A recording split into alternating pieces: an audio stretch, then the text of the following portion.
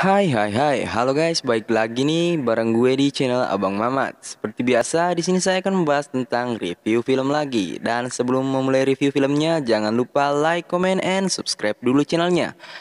Dan perbaiki posisi kalian, bakar urutnya, dan langsung saja kita masuk ke review film Escape Room Part 2.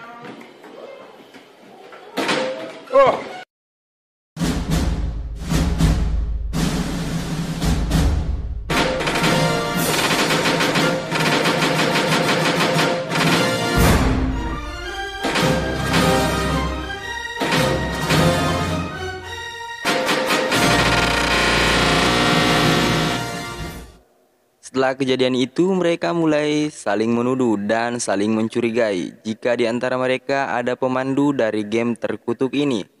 Tetapi itu semua hanyalah kecurigaan. Kenyataannya mereka semua adalah peserta dan sebelumnya tidak pernah mengetahui tentang game ini. Mereka kemudian berusaha mencairkan es itu dengan memakai suhu tubuh mereka. Bisa kalian bayangkan mencairkan balok es dengan cara memeluk es itu dan pastinya sangat dingin. Tetapi tidak ada pilihan lain ya. Mereka melakukannya. Suhu di sana juga semakin menurun dan menyebabkan Mike pingsan. Mereka juga merasa tidak beres karena setiap detail permainan ini ternyata ada hubungannya dengan masa lalu mereka masing-masing. Ya, seperti permainan yang memang sengaja dibuat untuk mereka. Entah siapa dalang dari semua ini. Balik lagi ke Mike. Di sini Mike pingsan dan berhasil mencairkan es balok itu. Ya, tanpa pikir panjang, Jason dan yang lain segera membuka pintu itu dan berhasil.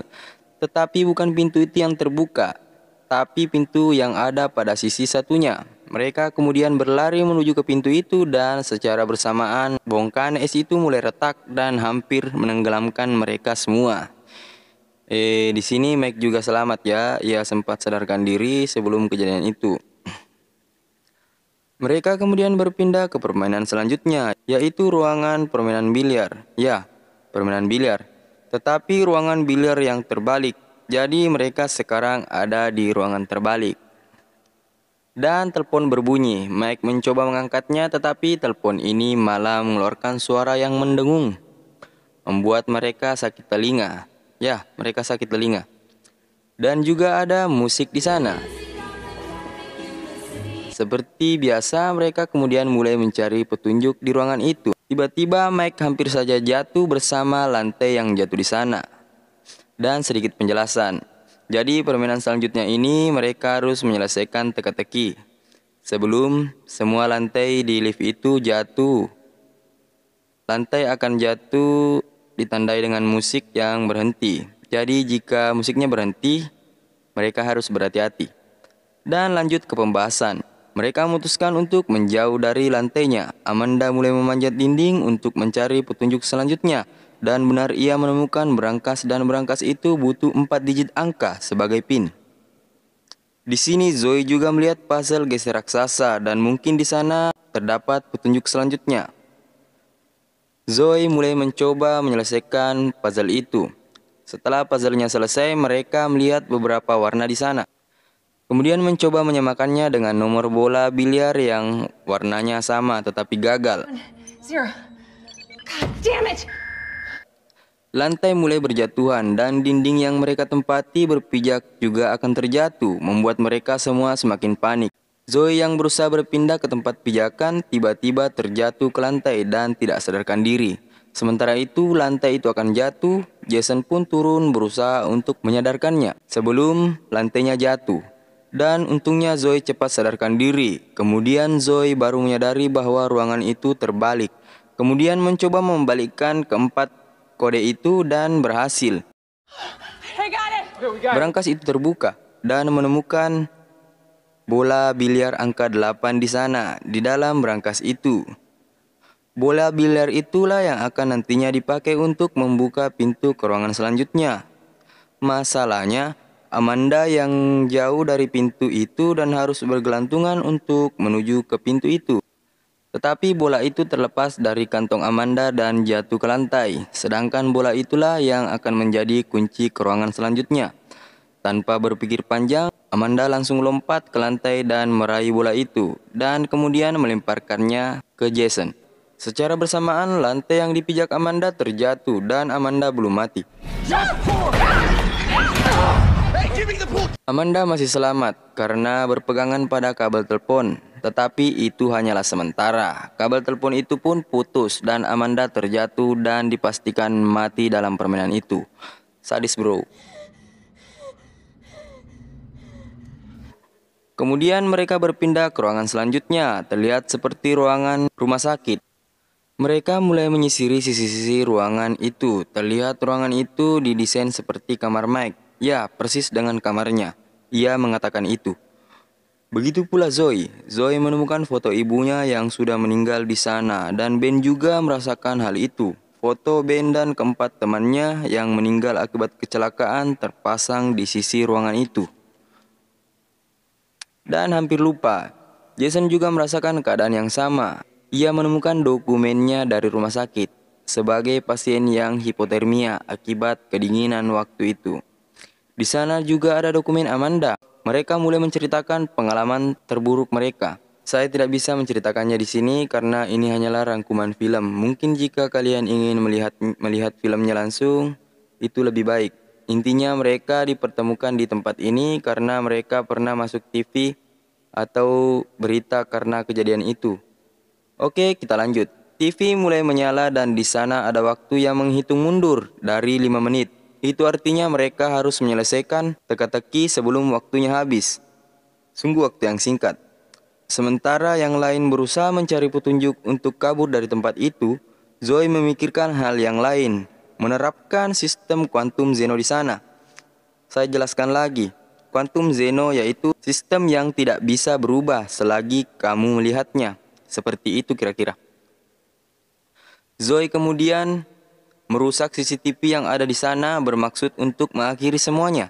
Sementara yang lain panik mencari petunjuk selanjutnya. Karena jika waktunya habis, maka karbon monoksida yang ada pada tabung itu akan keluar dan meracuni mereka semua.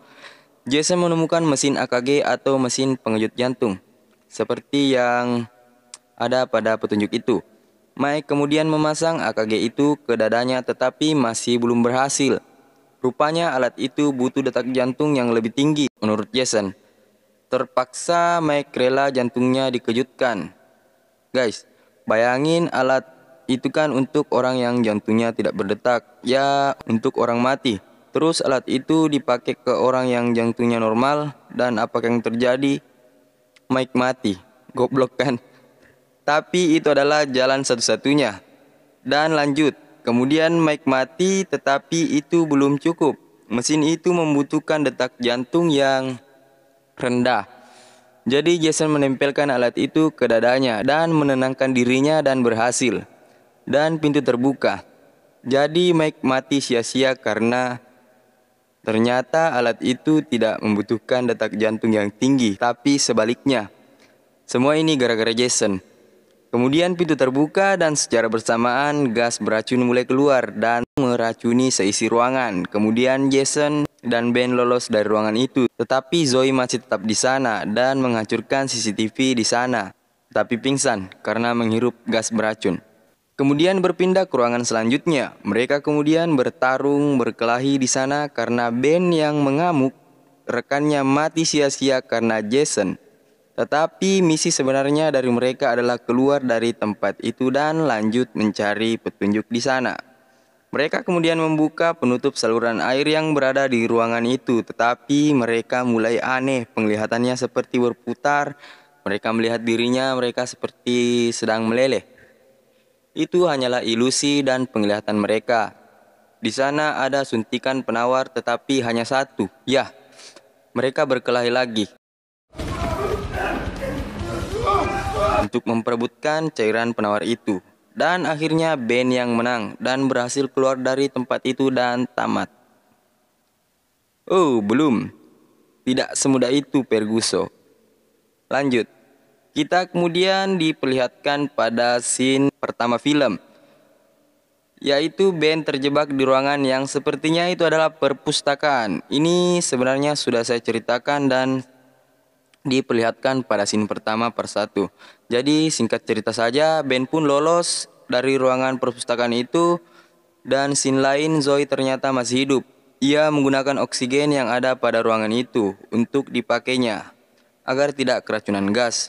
Kemudian Zoe memukul petugas yang masuk di sana dan pergi. Sementara itu Ben lolos dari tempat itu dan mencari jalan untuk keluar.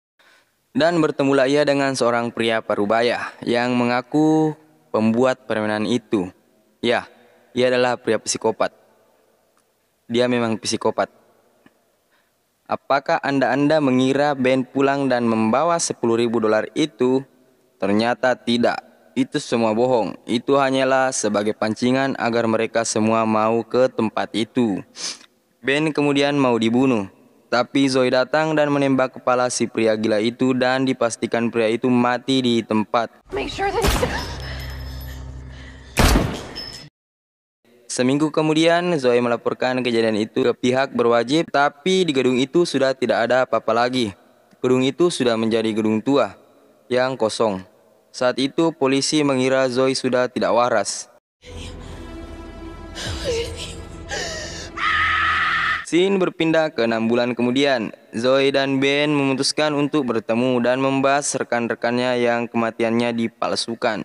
Zoe yang penasaran dan mencoba mencari tahu tentang orang-orang psikopat yang membuat permainan itu. Ia mengetahui tempat persembunyian mereka.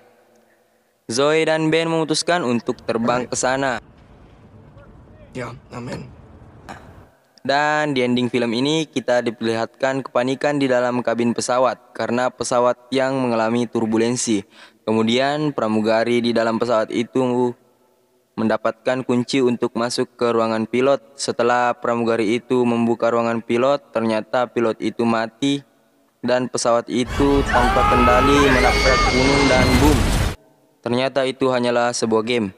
Ternyata itu adalah uji coba yang akan digunakan pada pesawat asli untuk membunuh Zoe dan Ben, dan filmnya pun tamat. Ya, ending yang sangat membagongkan. Jadi saya menyimpulkan makna atau pesan yang terkandung dalam film ini yaitu tertawalah sebelum tertawa itu dilarang.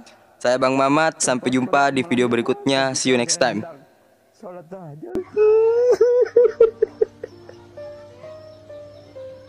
Saya penderita